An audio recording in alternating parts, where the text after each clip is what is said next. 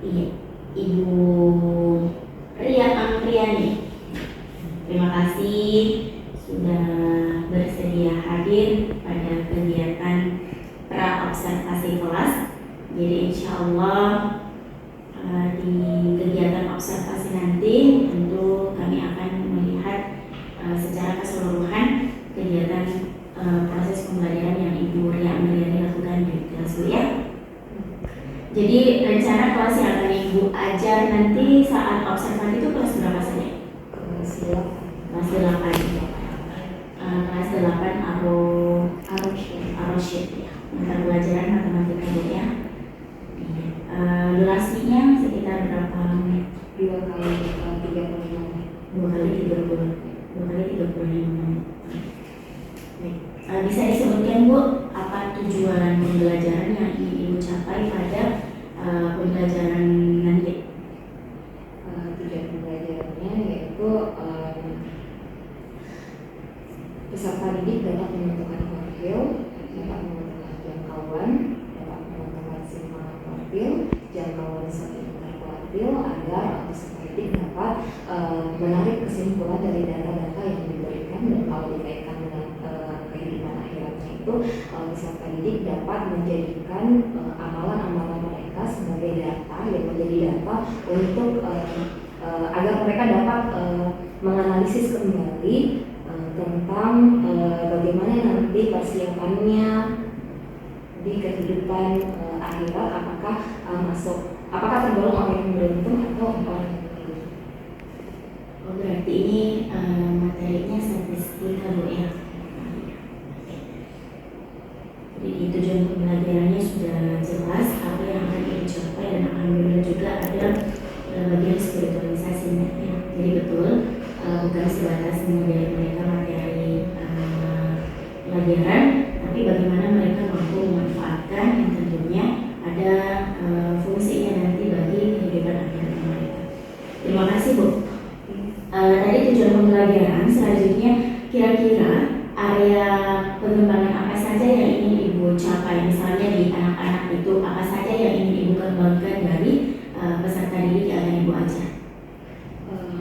Yang pertama dari segi pengetahuan, tapi di samping itu yang saya fokuskan adalah bagaimana mereka bisa berbagi, bagaimana mereka bisa berkolaborasi dengan teman-temannya.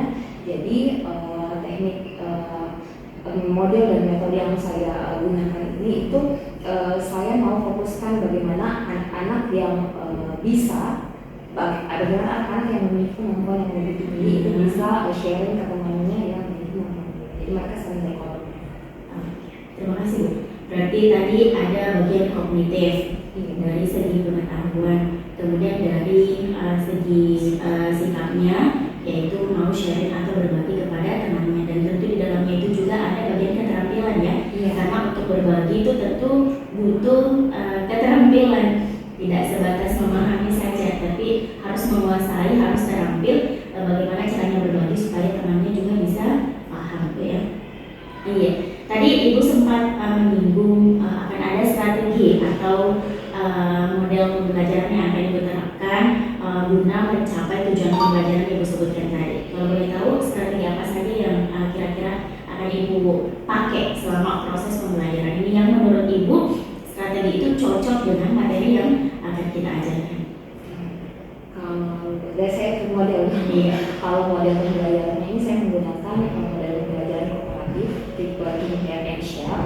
Nah, untuk strateginya sendiri ini karena saya melihat anak-anak itu cenderung senang untuk bermain games. Jadi saya menggunakan teknik games melalui yang dituangkan di LKPD supaya mereka lebih tertantang lagi untuk mencari tahu solusi dari masalah yang diberikan di LKPD. Berarti konsep bermainnya ini masuk memang ke penugasannya ya, dalam artian bahwa mereka mengerjakan tugas sambil bermain sebenarnya. Masya Allah, luar biasa sekali. Semoga perencanaan yang Ibu rencanakan ini itu betul-betul bisa nampak nanti di proses pembelajaran Bu ya. Karena kita harus menyesuaikan antara apa yang Ibu rencanakan dengan apa yang akan Ibu laksanakan di kelas nantinya. Dan kami juga berharap di kegiatan pembelajaran nanti Ibu bisa melaksanakan proses pembelajaran berdiferensiasi dan juga menekankan kekuatan sosial emosional di anak. Jadi bagaimana Ibu Ria Andriani nanti mendesain kelasnya supaya di anak-anak betul-betul siap sebelum memulai PBM, dan selama proses itu mereka memperhatikan kita di sosial emosional. Bisa Bu ya? Iya. Kalau di takar-takar Ibu diukur kira-kira dari strategi yang akan Ibu terapkan ini, kira-kira Ibu bisa menentukan berapa persen capaian di anak-anak atau berapa persen anak yang mampu mencapai tujuan pembelajaran dengan baik. Kalau Ibu perkirakan kira-kira menggunakan metode yang Ibu rencanakan ini, berapa persen anak yang mampu mencapai tujuan pembelajaran? Insya Allah minimal 80%. Insya Allah di atas 90%. Iya, semoga tercapai Bu ya. Iya, terima kasih atas waktunya Bu Ria. Kami berharap semoga apa yang Ibu rencanakan tadi itu betul-betul bisa terlaksana dengan baik, dan tujuan pembelajaran yang Ibu capai itu tercapai dengan maksimal, insya Allah. Terima kasih sekali lagi atas waktunya. Kita tutup dengan bersama-sama baca surah Al-Asr dan Al-Fatihah. Subhanallahumma wa bihamdihi, asyhadu an la ilaha illa anta, astaghfiruka wa atubu ilaik. Wassalamualaikum warahmatullahi wabarakatuh. Terima kasih.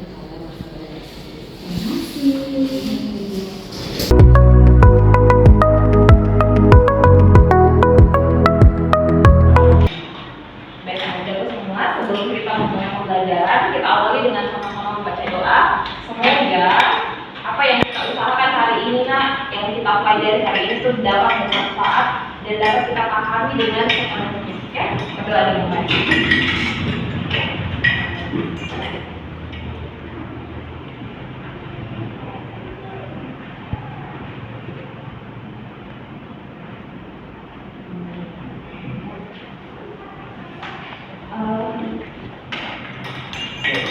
Banyak dia yang tidak hadir. Dia sama Dalila masih sakit. Geisha sama Sofwa. Seperti sebelumnya, kita doakan teman-teman setiap hari semoga teman-teman yang sakit itu bisa sehat kembali dan belajar di tengah-tengah kita. Dari mana Ahmad? Ya. Oh, jadi tadi izin ke dokter gigi. Ke WC. Oh, kamu lagi WC. Oke. Itu pulpennya nak di belakang. Oke. Bagaimana semua keadaan kita kan teman-teman dua orang sakit? Apakah ada di antara kalian yang sakit satu lembar yang di dalamnya ada beberapa pokok? Nah, ada yang kenal ini kan? Siapa kayak ini? Oke, terus kenapa ini adalah isu yang lagi hangat-hangatnya sekarang. Tentang apa ini? Kalian kan belum memilih kan makanya. Kira-kira Ibu mau tanya sama Miros. Miros, kira-kira Miros, kita pilih nomor berapa kalau seandainya kira-kira siapa yang diharapkan jadi presiden? Kalian tahu tidak dari jam berapa sampai jam berapa?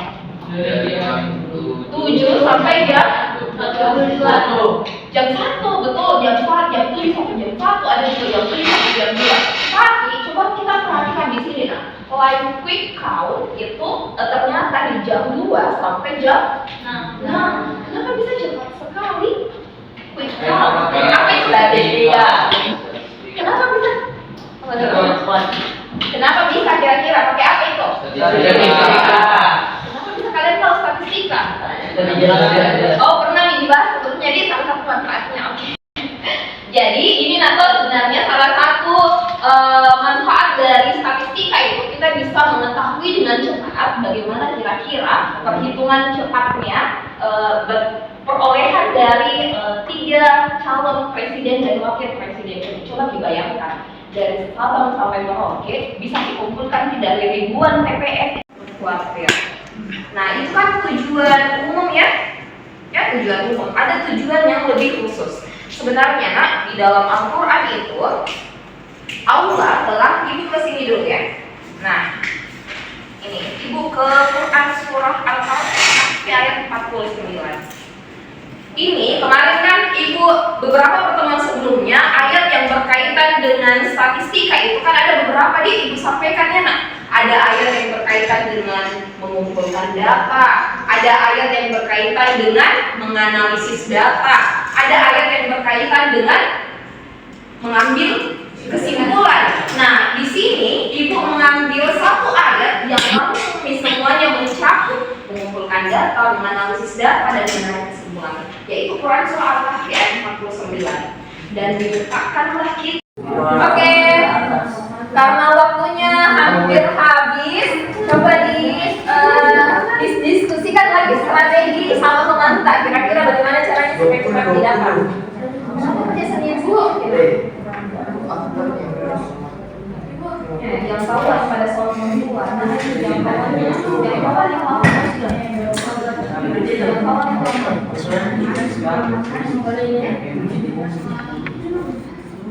ada yang sudah dapat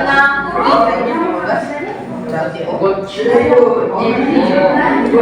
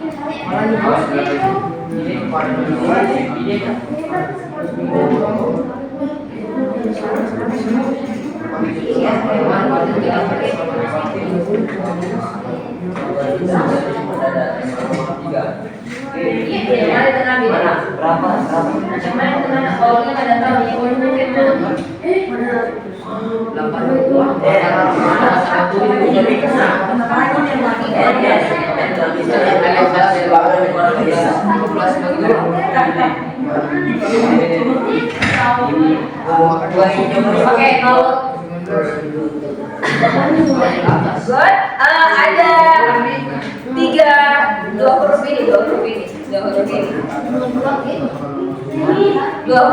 yang masih keliru. Simpangan yang di tengah tuh. Simpangan yang di tengah. Simpangan waktu itu apa? Jangkauan. Pas itu yang selesai.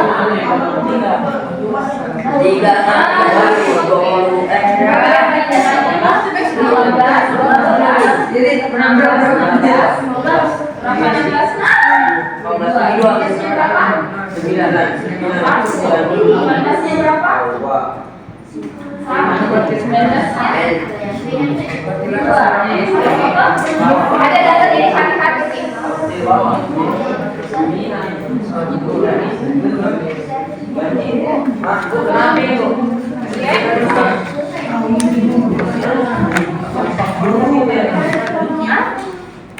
Bagian pembagian susu pelajari. Kalau pembagian susu coba beda sih bagian satu.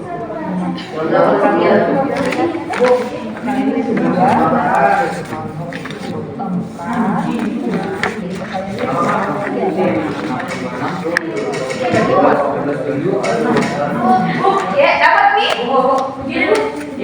Ada yang sudah dapat? Ada satu huruf yang salah.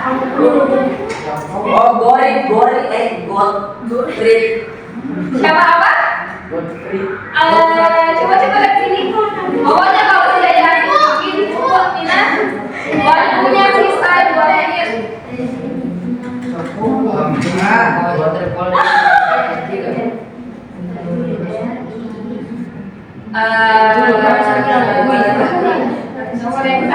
Ada ibu udah buat soalnya ada doanya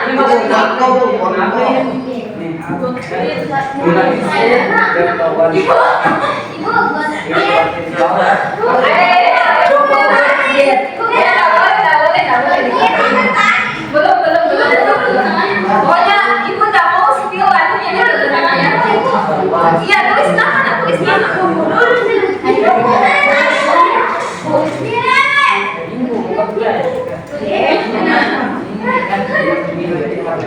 Iya, berarti nah ini kan di P2 nah berarti yang ini di sini nah berapa data ini? 5. Berarti yang di rumah ini yang mana? Ini. Jadi kalau ini di sini di P2 nya nah berarti aktif itu kayak gini nah.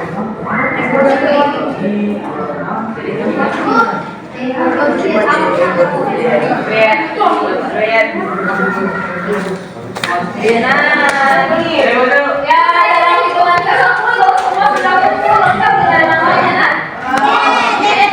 10 9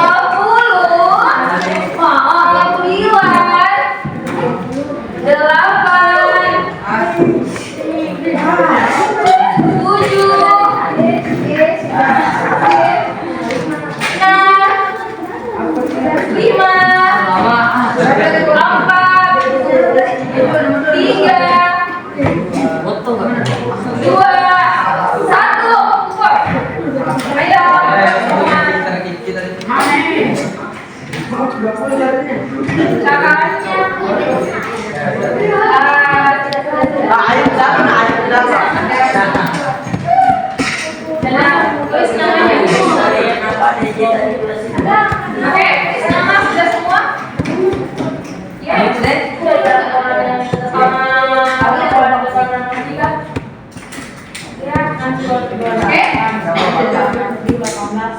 Nah sekarang ibu tanya dulu, paham nih kita nih? Alhamdulillah. Kira-kira benar ya atau kalian yakin atau tidak? Yakin. Siapa namanya? Godre.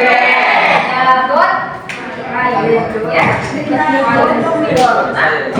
Oke sekarang ibu minta cari rata-rata dari data tunggal dan menentukan media bersama kamu. Nah sekarang sesuai dengan tujuan pembelajaran kita, kita akan belajar tentang ukuran penyebaran data. Waktu pertemuan sebelumnya kan ukuran pemusahan data, di mana data itu berpusat.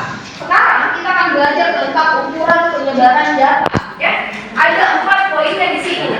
Ada yang namanya jangkauan, range, ada kuartil, ada jangkauan bukan kuartil, ada simpangan kuartil. Sebelum memahami ini, ibu mau tahu dulu apakah kalian masih ingat? Jadi ada kemampuan prasyarat. Ibu tanya dulu. Apakah kita tahu uji operasi pecahan? Sudah kita pelajari ya sedikit di kelas tambahan nih. Nanti kita pelajari ulang lagi ya di kelas tambahan. Nah, apakah kalian tahu uji masih ingat tidak cara menentukan median? Apa lagi itu median? Median itu nilai tengah. Nah, median itu nilai tengah. Berarti kita ambil data yang di tengah.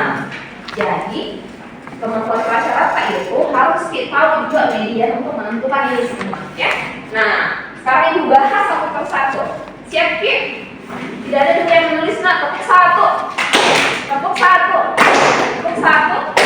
perhatikan itu ya. Nah, sekarang ibu ke sini. Jangkauan itu nama lainnya adalah range, ya. Ada yang tahu range itu artinya apa? Jarak dalam bahasa Inggris ya. Betul, range itu artinya jarak. Jadi jangkauan itu nama lainnya adalah range, yang artinya adalah jarak. Jarak apa yang dimaksud dalam statistika di sini? Jarak antara data yang besar dengan data yang kecil. Oh, diselisihkan. Oh, berarti kalian bisa pahami di sini. Nah, jangkauan itu kan nama lainnya adalah range. Nah, jangkauan itu berarti caranya dicari jangkauan adalah kita cari jaraknya antara data yang besar dengan data kecil. Dengan cara apa? Dengan cara diselisihkan. Oh, jadi kita cari apakah data yang paling besar dikurangi dengan data yang paling kecil. Nah, sebelum ibu jelaskan ini sebentar, Perhatikan dulu yang kedua lagi, kuartil. Jadi ini yang pertama adalah jangkauan. Yang pertama adalah jangkauan ya, jangkauan. Jangkauan itu nah simbolnya J, boleh ibu tulis X max dikurang X min.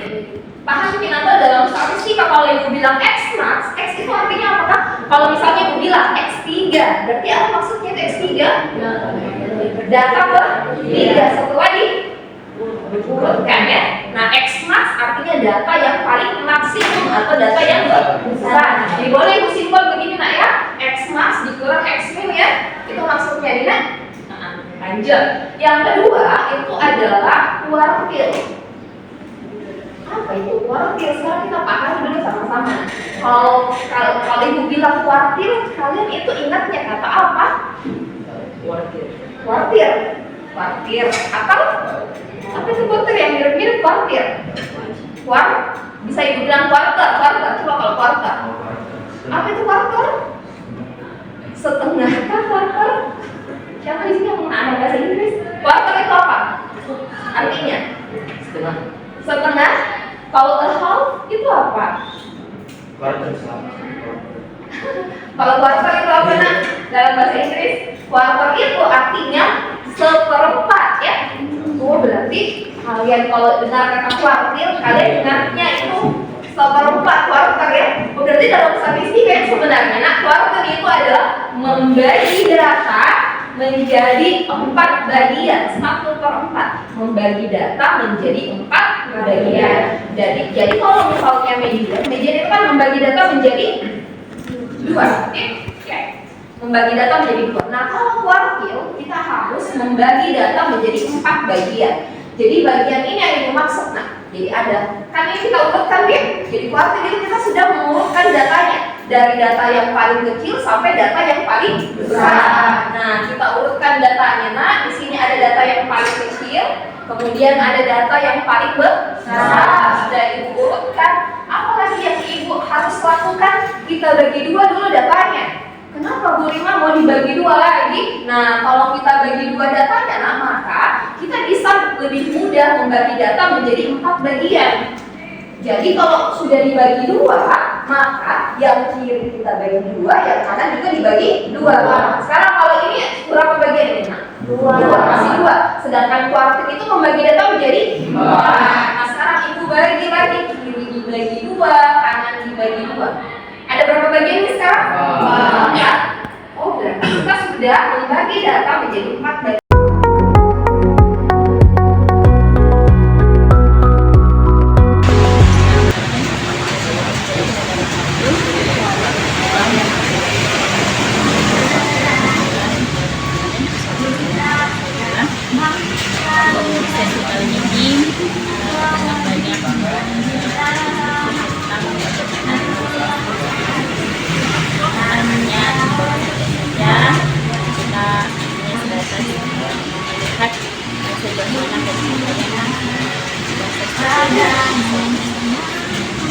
Mungkin untuk sesi awal saya mau menanyakan Yami bagaimana perasaan Mulia setelah proses PBM ini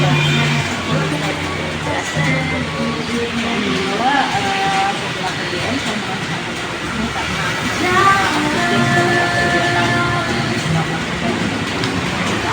selama proses berlangsung kemarin menurut Mulia ada nggak tantangan atau kendala-kendala yang Mulia hadapi?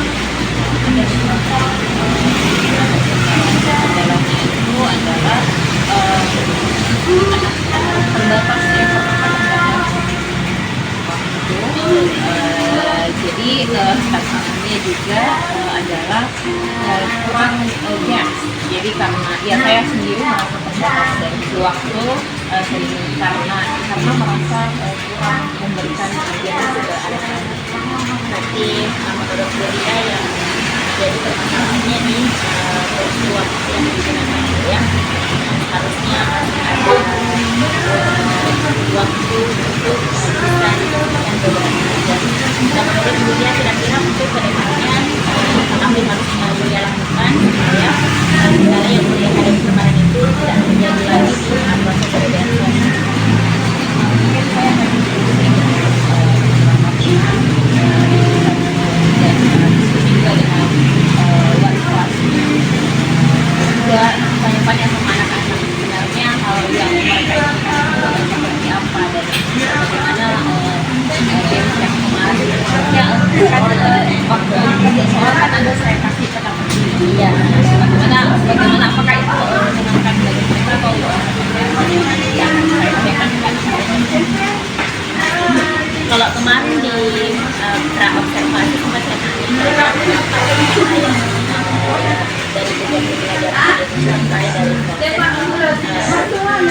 kalau nggak salah itu 8 bulan. Setelah proses PWN kemarin kira-kira menurut Pak Putri ya itu capaiannya seperti apa? Alhamdulillah ya Bu, capaiannya 90%. Ya. Jadi tadi Bu Ria sendiri sudah menyampaikan apa yang harus Bu Ria lakukan setelah kegiatan ini supaya proses PWN selanjutnya lebih maksimal lagi ya.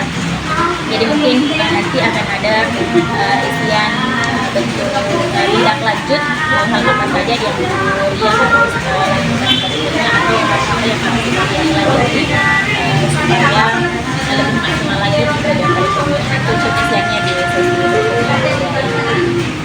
Jadi sampai sejauh ini tidak ada lagi yang Ibu Ria mau sampaikan atau kendala lain dari Ibu Ria. Terima kasih Bu Ria, harapannya seperti yang saya katakan tadi, semoga kendala-kendala yang terjadi di observasi kemarin itu sudah bisa diminimalisir di pertemuan selanjutnya. Terima kasih banyak atas waktunya, semoga capaian pembelajaran semakin meningkat. Terima kasih.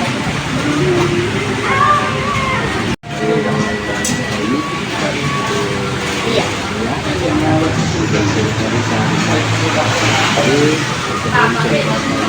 Observasi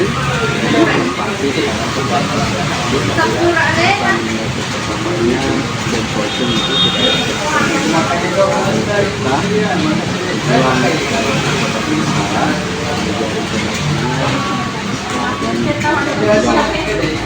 tadi sudah jelas.